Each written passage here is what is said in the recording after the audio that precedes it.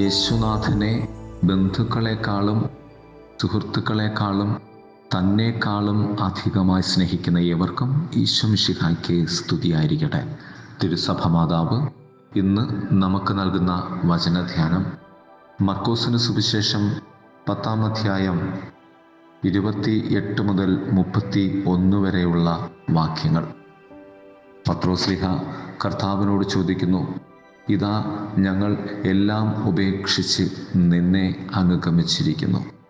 എന്ത് പ്രതിഫലമാണ് ഞങ്ങൾക്ക് ലഭിക്കുക?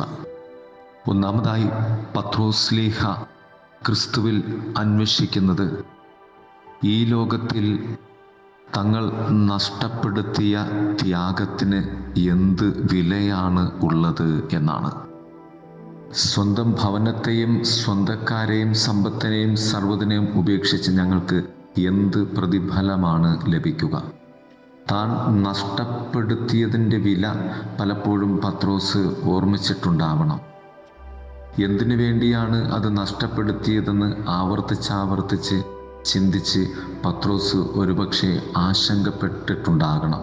ക്രിസ്തുവിനോട് കൂടി നടക്കുമ്പോൾ ഉള്ള തിരസ്കരണങ്ങൾ, മറ്റുള്ളവരുടെ കുത്തുവാക്കുകൾ, പടിപറച്ചിലുകൾ, തൻ്റെ സുരക്ഷിതമായ ഭവനത്തിൻ്റെ മതിൽക്കെട്ടുകൾക്കുള്ളിൽ നിന്നും അരക്ഷിതത്വത്തിൻ്റെ വഴിവക്കിലൂടെയും ആൾക്കൂട്ടത്തിലൂടെയും കുത്തുവാക്കുകളിലൂടെയും കടന്നുപോയ പത്രോസിൽ വലിയ നഷ്ടബോധം ഉണ്ടായിട്ടുണ്ടാകണം.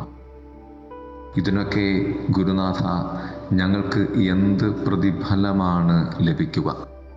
പത്രോസിൽ സംഭവിച്ച 3 കാര്യങ്ങൾ: 1, നഷ്ടപ്പെടുത്തിയവരെ കുറിച്ച് ഉള്ള സ്നേഹബന്ധത്തിൻ്റെ വേദന; 2, നഷ്ടപ്പെടുത്തിയ ഈ ലോകത്തിലെ സമ്പത്തിനെ കുറിച്ചുള്ള അമിതമായ ഉത്കണ്ഠ; 3, താൻ അന്വേഷിക്കുന്നത് ക്രിസ്തുവിൽ സമ്പൂർണമാക്കുവാൻ സാധിക്കുമോ എന്നുള്ള ആത്മീയമായ ആശങ്ക.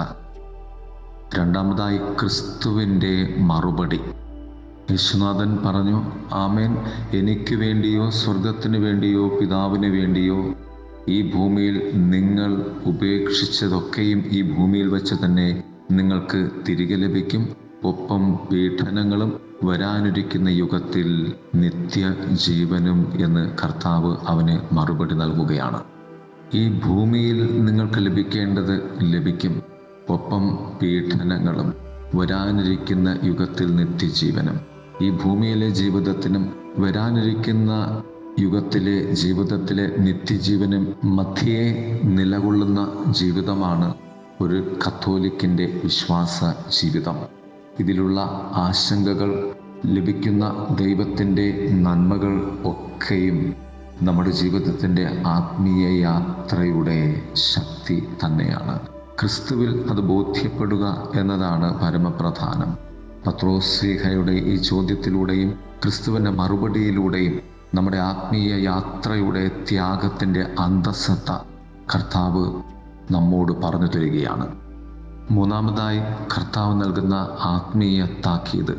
എന്നാൽ മുൻപന്മാരിൽ പലരും പിൻപന്മാരും, പിൻപന്മാരിൽ പലരും മുൻപന്മാരും ആകും.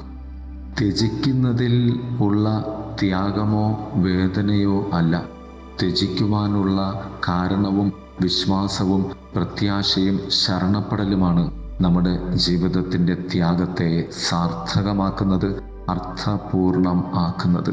അതുകൊണ്ട് ത്യജിച്ചതിനെക്കുറിച്ചുള്ള അമിതമായ വേദന നിനക്ക് ഒരുപക്ഷെ ദൈവത്തിൽ നിന്നും ലഭിച്ചേക്കാവുന്ന വലിയ നന്മകൾ നഷ്ടപ്പെടുത്തുന്നതാകാം എന്നതാണ് കർത്താവ് ഈ പറഞ്ഞ വചനത്തിൻ്റെ അർത്ഥവും ആഴവും.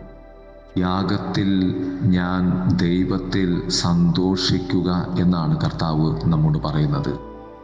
37-ാം സങ്കീർത്തനം 4-ാം വാക്യം ഇപ്രകാരം പറയും, കർത്താവിൽ ആനന്ദിക്കുക, അവിടുന്ന് നിന്റെ ആവശ്യങ്ങൾ സാധിച്ചു തരും. അതുകൊണ്ട് തന്നെ ഈ ഭൂമിയിലുള്ള നമ്മുടെ ത്യാഗങ്ങളൊക്കെയും ദൈവത്തിൽ നാം ആനന്ദിച്ചാൽ ദൈവം നമുക്ക് സമ്പൂർണമാക്കി തരുന്ന സംതൃപ്തിയായി രൂപാന്തരപ്പെടും. ദൈവത്തിൽ സന്തോഷിക്കാതെ, ആശ്രയിക്കാതെ ഈ ഭൂമിയിൽ ഞാൻ എത്ര സമ്പാദിച്ചാലും അതൊന്നും എനിക്ക് നിത്യതയ്ക്ക് ഉപകരിക്കുകയില്ല എന്നാണ് വചനം നമ്മെ ഓർമ്മപ്പെടുത്തുന്നത്. ഈ നിമിഷം നിന്റെ ആത്മാവിനെ തിരികെ എടുത്താൽ നീ സമ്പാദിച്ചതൊക്കെ ആർക്കുള്ളതാണ് എന്ന് ഭോഷനായ ധനികനോട് കർത്താവ് ചോദിക്കുന്നുണ്ട്. പ്രിയമുള്ളവരെ, അതുകൊണ്ട് നഷ്ടപ്പെടുത്തുന്ന നമ്മുടെ ഈ ഭൂമിയിലെ സമ്പാദ്യങ്ങൾ നിത്യതയ്ക്ക് വേണ്ടിയുള്ള വലിയ ആത്മീയ ഇന്ധനമാണ്, മൂല്യമാണ്, വിലയാണ് എന്ന് നാം മനസ്സിലാക്കേണ്ടതുണ്ട്. ശിഷ്യത്വത്തിൻ്റെ വില, വിശ്വാസത്തിൻ്റെ വില, ക്രിസ്തു സ്നേഹത്തിൻ്റെ വില എന്നത് ഈ ഭൂമിയിൽ നാം മനസ്സോടെ നടത്തുന്ന ത്യാഗമാണ്. അത് ഈ ഭൂമിയിൽ വച്ച് തന്നെ ദൈവം നമുക്ക് നിറച്ചു കുലുക്കി തരും എന്ന് കർത്താവ് നമ്മോട് വാഗ്ദാനം ചെയ്യുകയാണ്.